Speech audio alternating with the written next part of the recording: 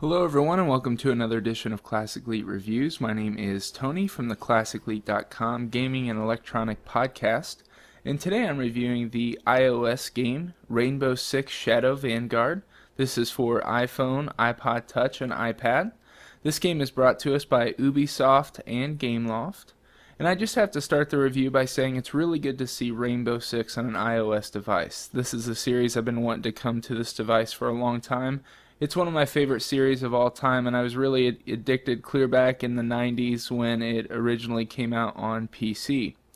This is a first-person shooter squad-based game, and it really packs a lot of punch into an iOS format. So let's take a look at the review and see how well it works.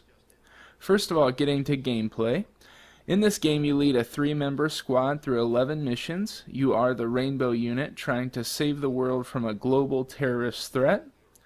As with most Gameloft games, the presentation is really fantastic. It's really elite. It's done very well. There's great customizable controls, sounds, and interface that seamlessly works all together with Gameloft Live.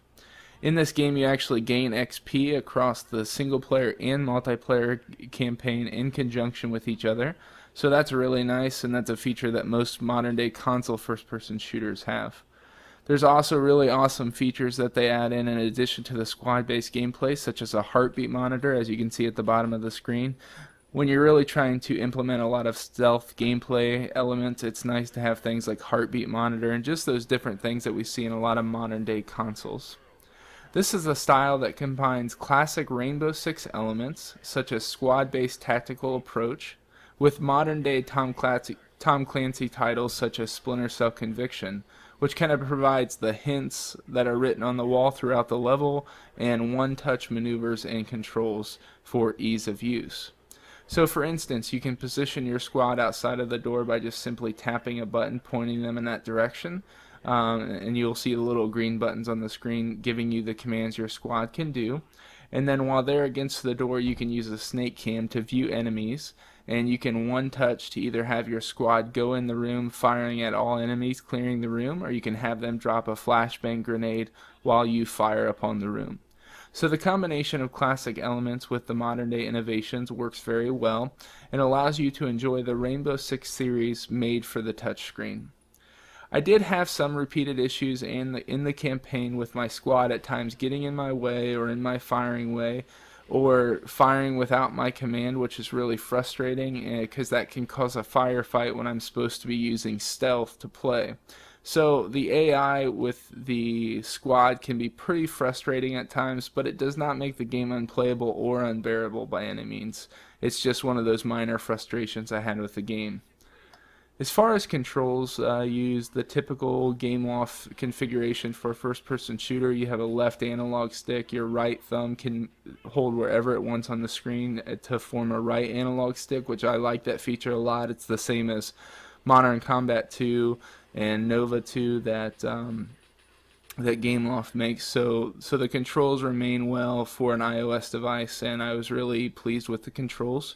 Graphically, this game is made for iPhone. It looks really good on the Retina display, but I'm playing it on the iPad because I prefer the screen space.